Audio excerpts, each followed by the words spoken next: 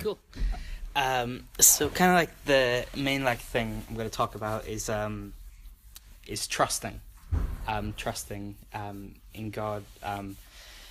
Maybe when you can't necessarily see what's coming ahead or see where you're going to end up, and kind of this whole idea of knowing God has a plan for you, but then maybe you can't see how that's going to work out, and how you maybe be given visions of dreams of certain things that you feel God's calling you to do, but maybe you can't see how on earth they're supposed to happen, how you're supposed to get to that stage where you're able to do that. And I just thought it'd be good to start kind of by thinking what will you be doing tomorrow?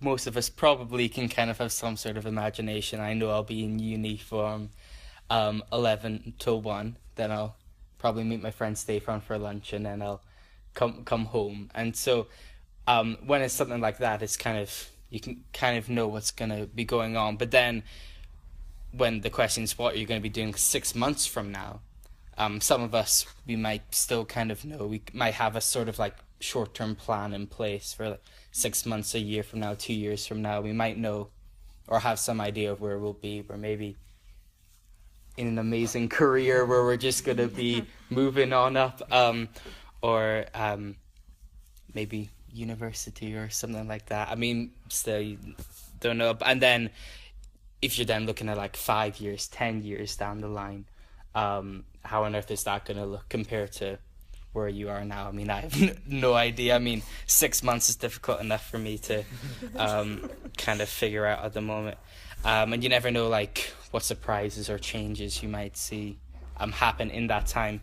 And I just thought, putting this in the context of the Bible, what would the response have been if you were asking somebody like Moses or somebody like Joseph these sort of questions, when if you asked Moses when he just kind of run away from Egypt because he just he killed one of the slave drivers, and he just had to run away, so he was kind of working as a shepherd just before he saw the burning bush, and then became the leader of Israel and led them out of slavery. How if you told Moses in 10 years, or I'm not too sure of the exact timeline, but you told him in 10 years time you will have led all of Israel out of the wilderness, you will be on the road to the promised land, you will have seen God part the Red Sea using you as the instrument for that, you would have seen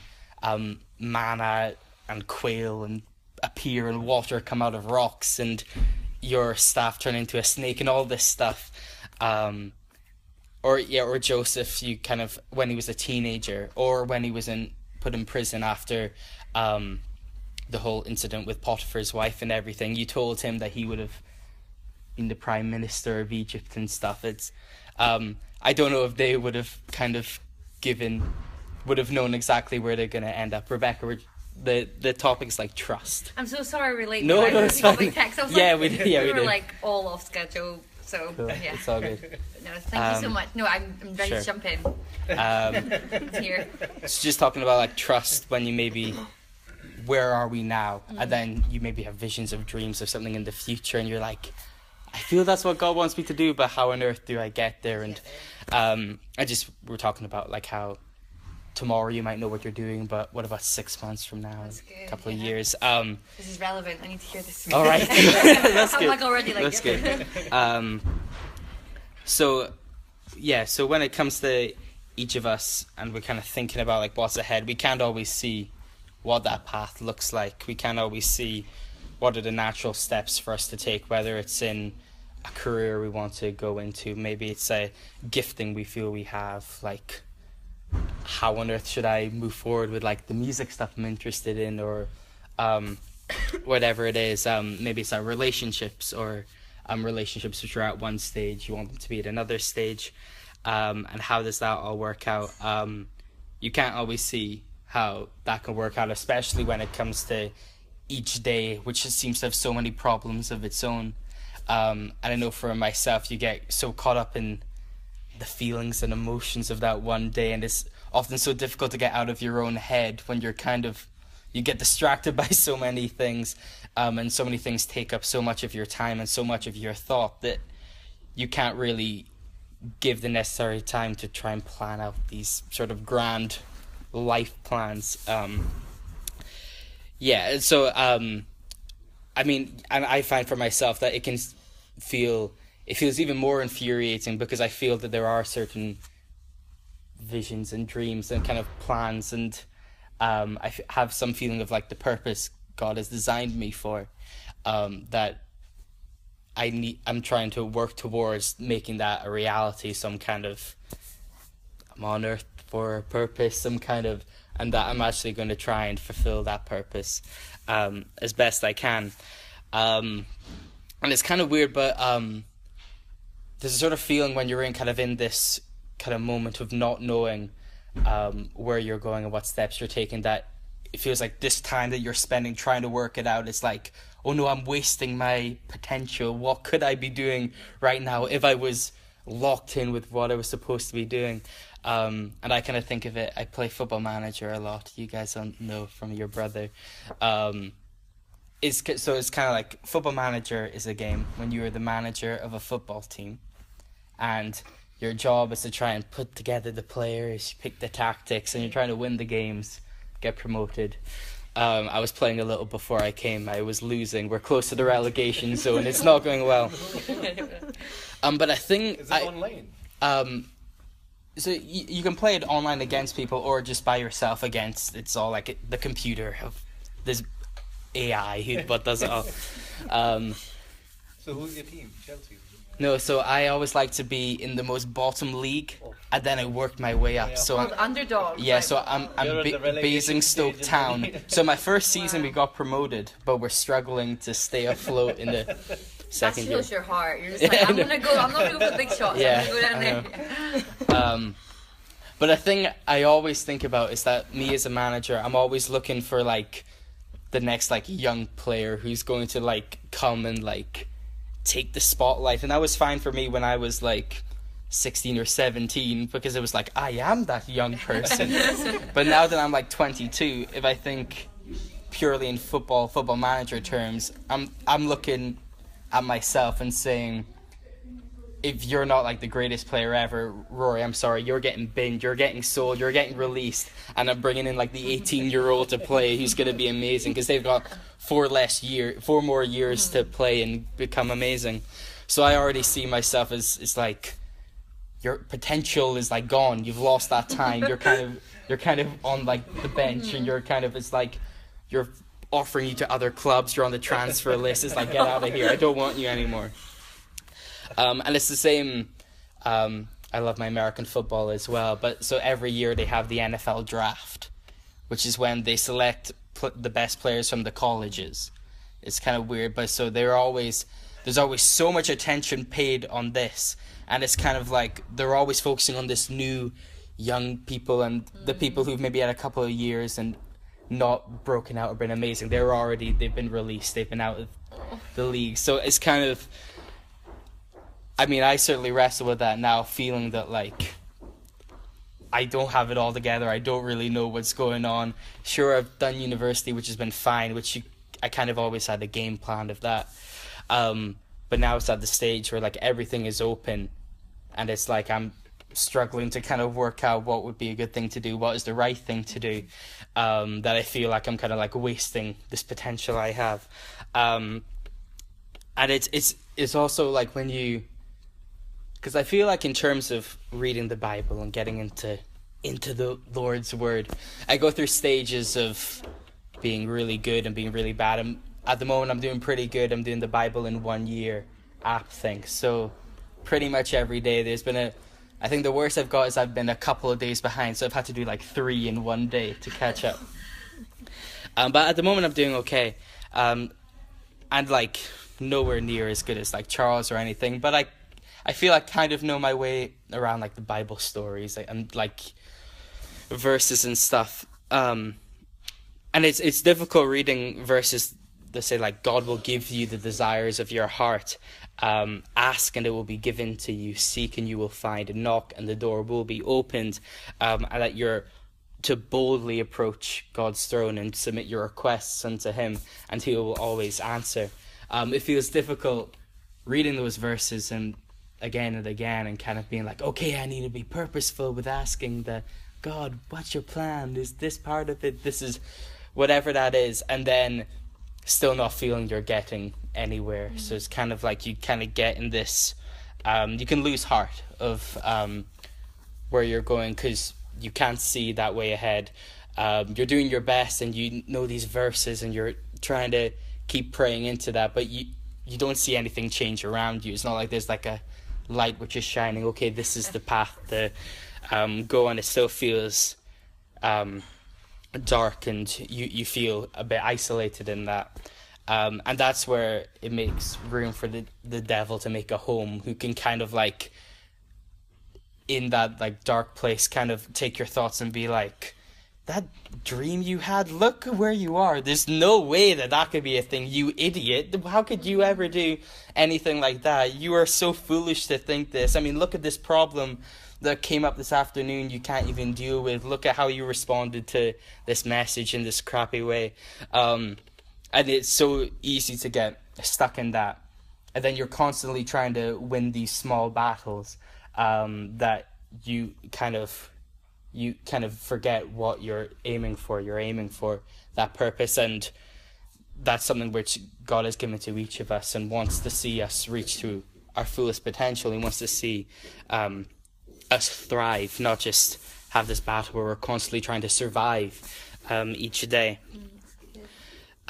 So, I mean, saying all that, that's why I think we need to come back to what we know is the truth. And I find it difficult to say like any like real like truths about myself as a person, because I know I'm fickle and I change all the time. Comparing even me to like last week, I'm sure the way I act has changed a lot. So that's why I think the only real truth we know is who God is, what his character is, what he's done in the past, for as we see throughout the Bible, and what he's done for us, and having that knowledge. So that's why I think it's really important when we're looking at having this trust, even when we can't see the woods from the trees, or whatever that saying is. I was trying to think of it earlier, but I couldn't. Is this a woods from the trees? Sounds like it's right. Because I was saying trees from the hills as well. I was getting confused. I think it's like the tone of voice you say it in, and then people will be like, yes. Yeah, okay. It's like, both are. So I thought, if you guys can get your Bibles ready, there's a few verses I just thought we'd look at. It's really good, Rory. Like, I feel like I'm really, just want to say, I'm really like, cool. Feels like I'm related, if that makes sense. It's like, no, that's good. I relate. I need to hear this. Cool. It's good. So I think there's just the three of these verses, and I think each of them kind of speak to something about God. The first one, if we go for Genesis 1, 14 to 19. So this is in the middle of creation, the first chapter in the Bible.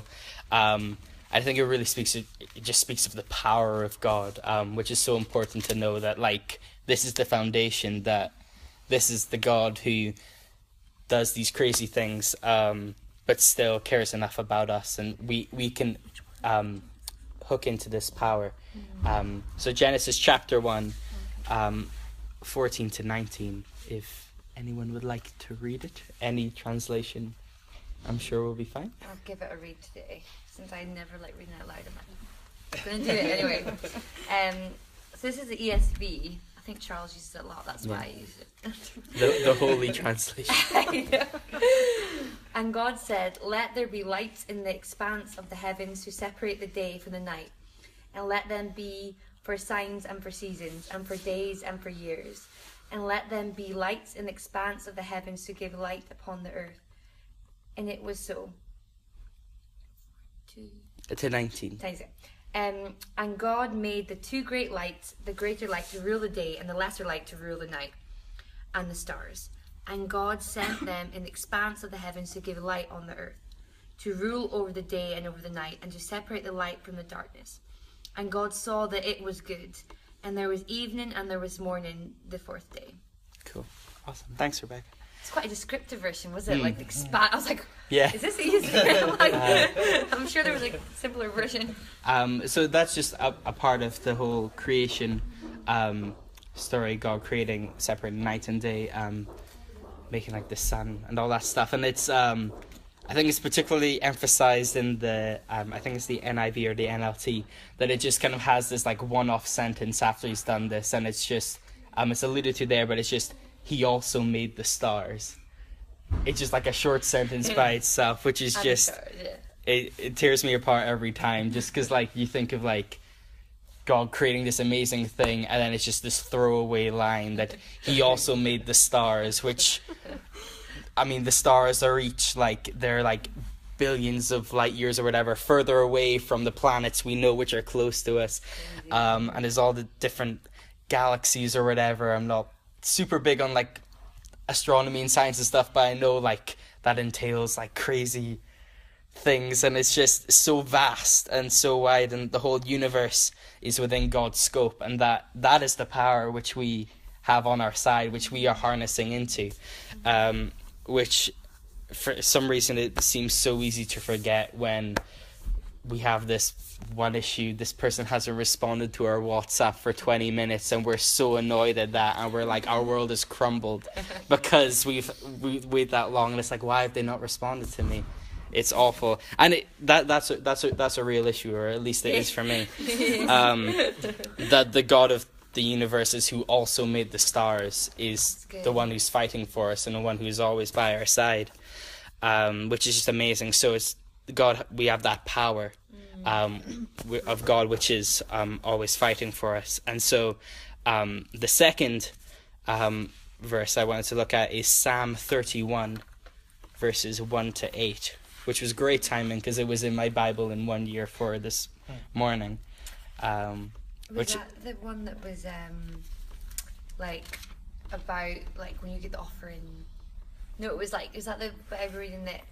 Because I think I read it today, but like the offering to Jesus. I don't know if I read the right one, but the woman gave her offering to Jesus. Like that was the New Testament. Okay, that was it. Because I like totally forgot to do it, and I was like, oh no, I've missed, like, because I got a new phone. I was like, it's too far. And then God's like, I could just start it for it, even if you're not, because to me I wanted like fully in it or fully out. Sure. But and it was like that one today, and I was like, this is so good. Yeah. Like, yeah. I was like, I'm glad I did it. Yeah.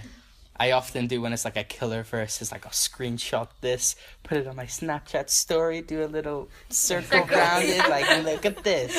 And someone else gets to enjoy it. Yeah. So this was the Psalm / Proverbs. So in the Bible in 1 year you do a Psalm or a Proverb, some New Testament, and then some Old Testament. Is kind of how it works. So Psalm 31 1 to 8 was the Psalm. Would anyone like to read it?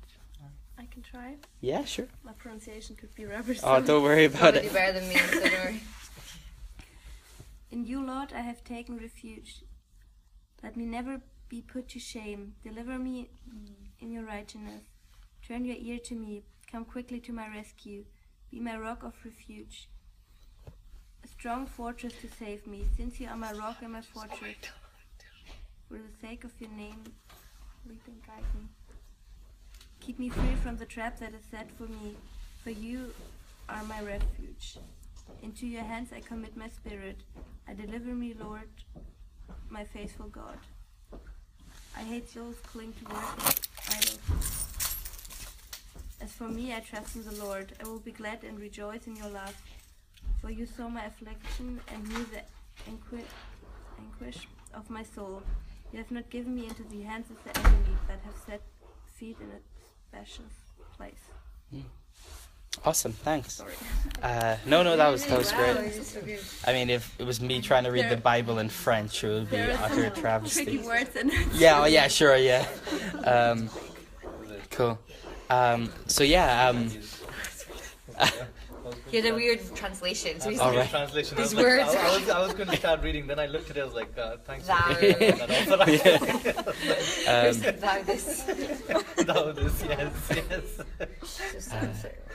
Yes. So I just think that's an amazing psalm. I mean, Psalm 18 is like my OG psalm. It's the Psalm home slice. OG. Yeah.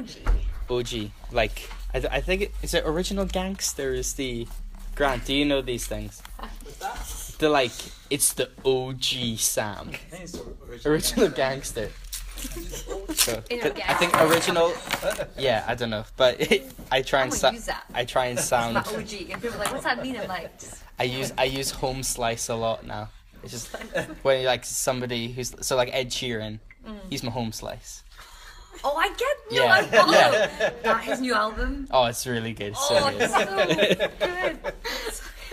so good. Cool, right, so back to this. So I love the Psalms, so it's rivaling Psalm 18 for my favourite.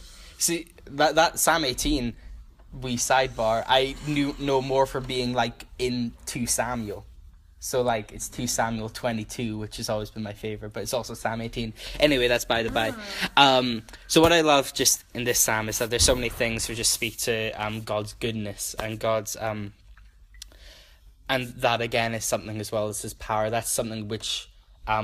our God is a good God, and some of these things. So God is our refuge, so he's our safe place where we can go to. In him we are protected.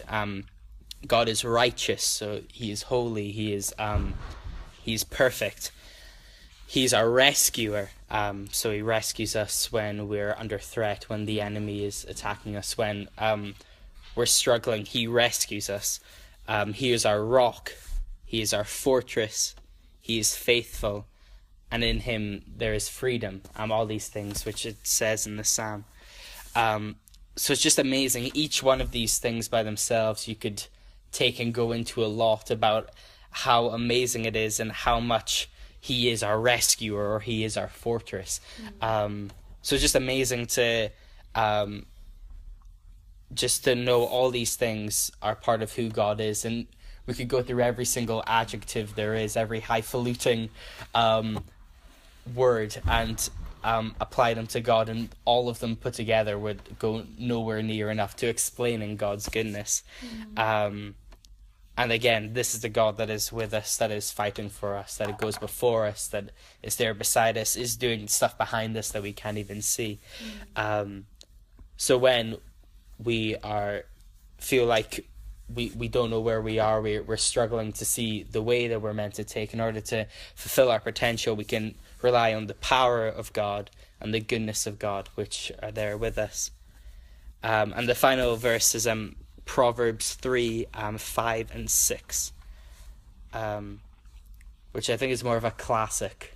Not on my... Yeah. A classic.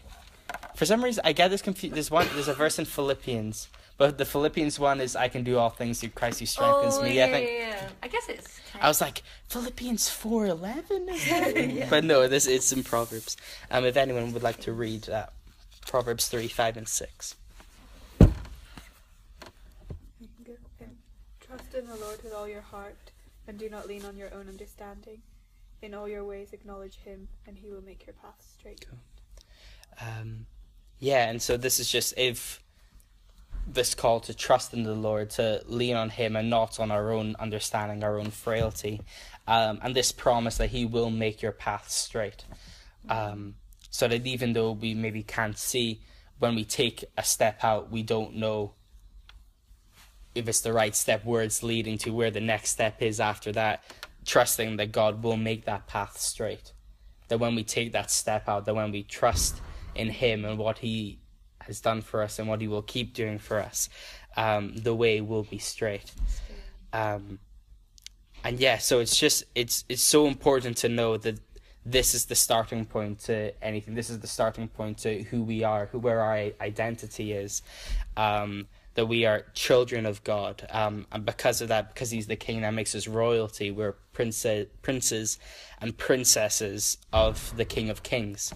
And that is truth. That nothing can change that. We can try and throw away our crown as much as we want.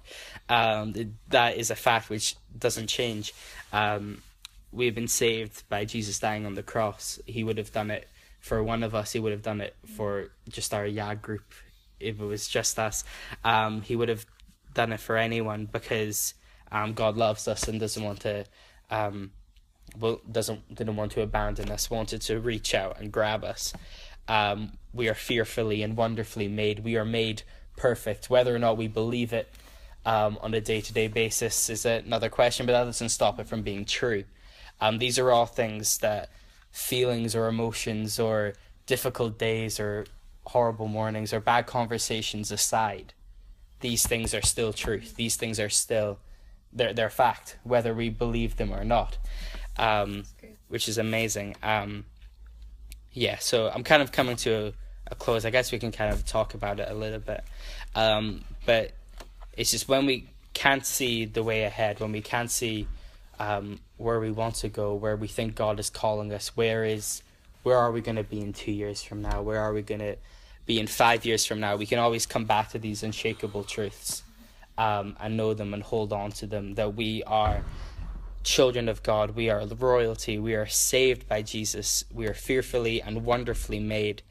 We have the power of God within us, and that is something that we can use. We are told that we can use this power in the Holy Spirit and do amazing, incredible things through it. And we can rely on God, who is our refuge, who is our rescuer, who is our rock, our fortress, and in him we have freedom. So it's just an encouragement that even when things don't feel great, or you feel a bit lost, or you just feel a bit unsure. I mean, maybe you guys are doing great and you know all the steps, and that is incredible. But I know for myself, I don't feel like that at all.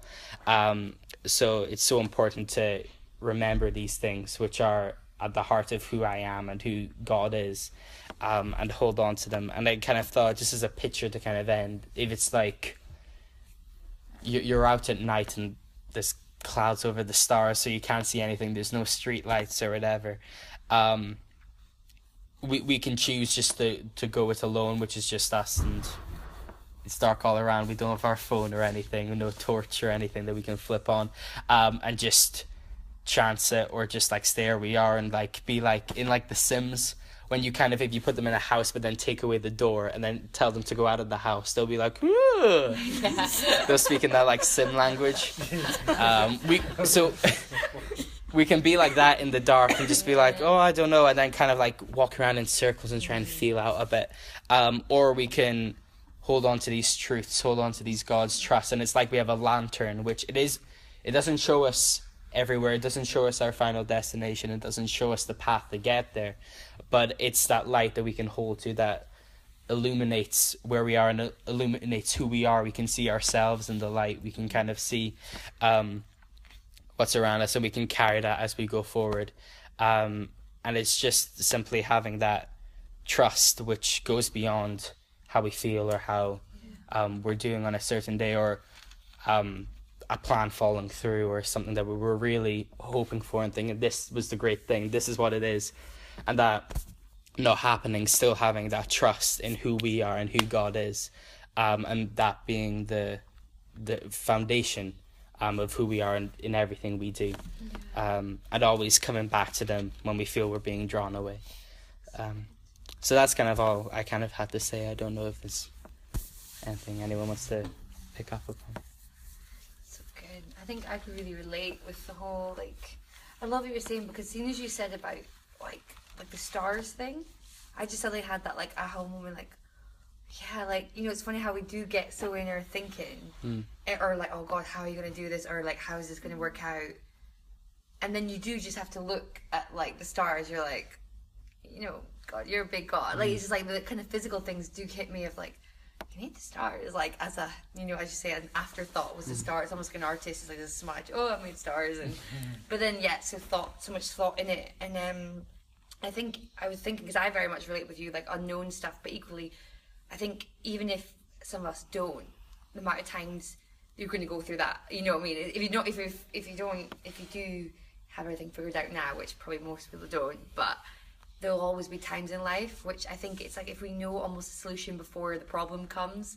So I love what you were saying about like being so like acquainted with truth, so rooted in God's goodness, that no matter what season you're in, you're already ready. Like, oh, it's okay if I don't know the way, because I know who He is and I know who I am. And so no, I thought it was so good. Like, just think I was definitely so glad I like made it to come, because I was feeling a bit, Junior's feeling a bit off, and I was just like, and then we were a bit late coming out of work, and I was like, I feel a bit like, and then you start to think, am I feeling okay? And then I was like, I feel like I heard like Charles' voice, like, just make it. And I was like, not even God's voice, right, Charles? Like, I was like, I just need to like come. And then it was so good, because as soon as you said that, I just, even though it's like you just talking and shit, it's like truth, just, it kind of almost like realigns you. And you just feel like, oh yeah, like, it's all gonna be good. But no, so that's my little spiel. Yeah, and I guess another thing is trying to have like, I'm trying to kind of like think of it as like, as if I was in the future, and I've nailed it. I've like smashed it. Future Rory. Yeah, I've done it. Great job. It's like, and then I'm looking back, and it's kind of like, you're looking at this like chapter of your life, and you're kind of, if you're like, you're writing about it like now, it's kind of like things are not too good, or you're struggling with this and you're struggling with that, but you have the knowledge of what you've gone on to do, and so it's trying to apply that kind of like a winner's mindset to this situation right now, knowing that God's already won the victory, and I'm trusting that I'm going to win the victory in this situation and go on to do whatever it is that God's calling me to do. And this is just a chapter in that story, which eventually we'll move on to the next bit. The next bit will be different. It'll be better. It'll be greater. So kind of having that kind of long view, and knowing that in the end you are going to have that success. You're going to see that breakthrough, and being able to apply that retroactively to the situation, if that makes sense. It's a bit weird to think of. I think of it as a book is kind of, so like, if that makes sense. Kind of like, you know the end point is going to be good. So now you know this point now when it's not too good. It isn't that great, but in the end you're going to get through it. You're going to move on to the next bit, and you're going to have that success, reach that goal in the end. Because God is with you. I think that's a good one. For me, it's always when I'm always struggling, or sometimes I'm struggling about situations. They're really easy, or I'm sometimes really frightened of things that I know they're actually nothing bad. They're really easy, and then I'm just sitting at home and being worried about it, and have a lot of thoughts. Oh, that could happen, that could happen, that could happen, and then sometimes I just say, oh, just let it happen, and just try not to concentrate too much on what could happen, and just concentrate on, we'll be fine.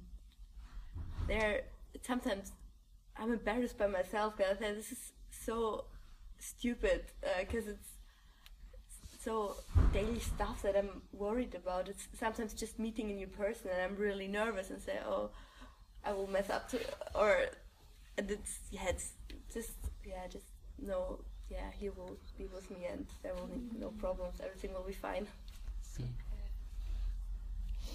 It's funny how like worry is like, once it gets in your brain, and then it's like it becomes bigger, then like you almost just can't like rationalize it, and it's gonna and it makes it like a small thing such a big thing, you know. But I love that you're saying like just being with him, because I think he's like, I guess he says he's Prince of Peace, like that is probably the best thing, right? Like Jesus. And I think sometimes you do feel, I don't know if you guys feel that, like you kind of, it's not just about trying to get rid of fear, it's almost like the fact that you're moving forwards is like you're saying no to fear, and it will go, but you're just you're almost like doing it afraid. You're like, okay, I'm going to meet that person, I'm going to say no to fear, and it's okay to feel afraid, but it's okay to feel fear or be frightened of something. It's just, everyone is frightened of anything, so you just need to get over it and say, okay, I'm facing it, and I'm just dealing with it. And I think it's not good if you just push your fear away and just say, oh, I just ignore it. I think you need to deal with it and say, okay, I'm get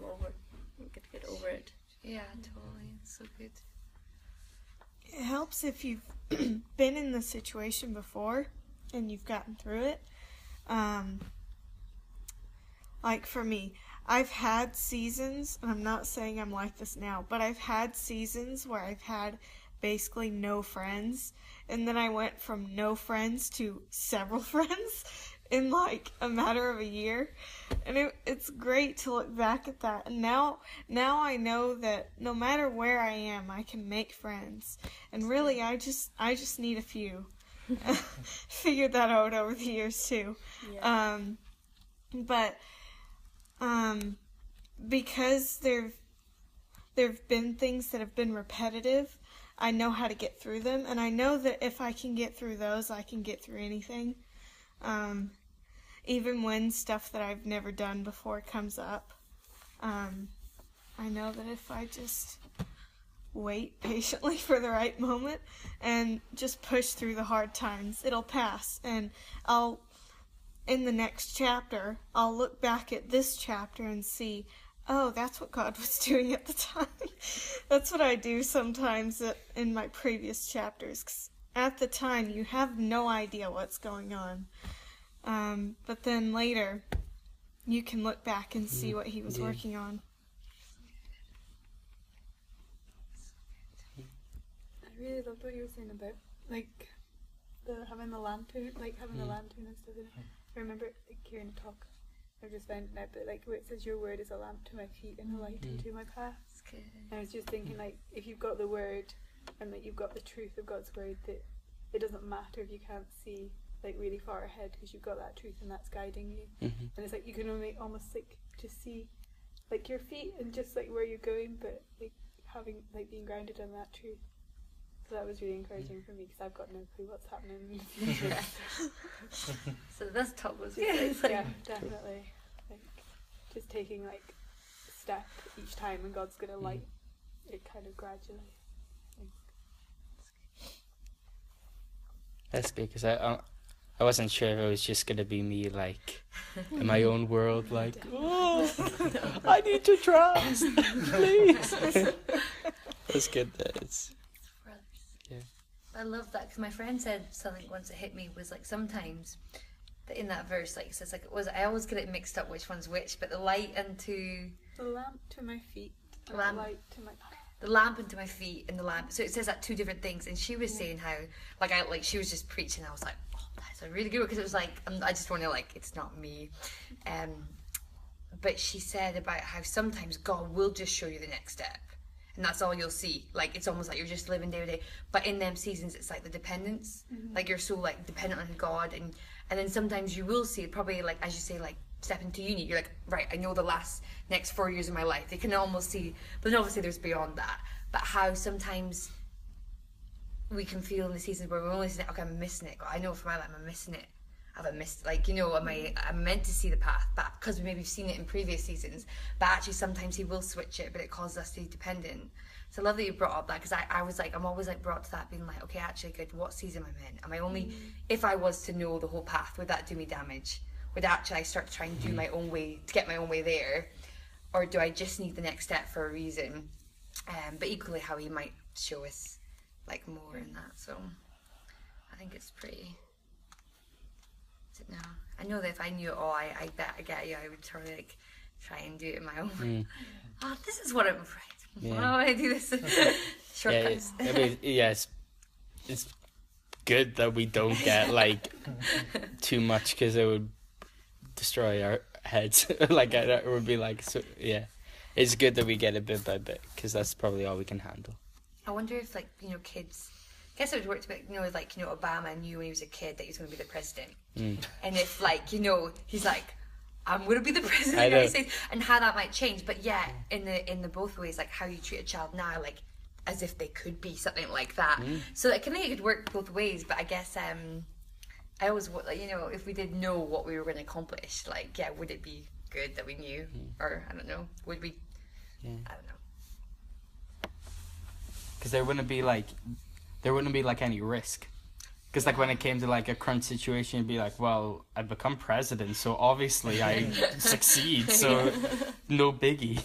But like when there's the uncertainty, you're like, you need to trust that what you're doing is the right thing. Probably grows you in to be the president. Yeah. Like the journey is probably what kind of makes you be the right. Like if you probably. It's like not like divine appointment. Like I am the chosen 3-year-old. I would like to be the president. Oh. maybe Rory, you'd be more suited to politics and stuff. You know that world more. Cool. I mean, Charles, I don't know how he does it. It's like, you're just like, he starts and then like, he's like, that's it. And it's 8:45 and it's like, okay. But yeah, I don't know if we just want to quickly pray. If just a couple of people want to say something, just kind of declare some of what we've kind of spoken about. And then I'll just finish with a final prayer and then we can just chill, eat some brownies. Who made them? I did. I was like, I was like right in there. Cool, yeah, so that's just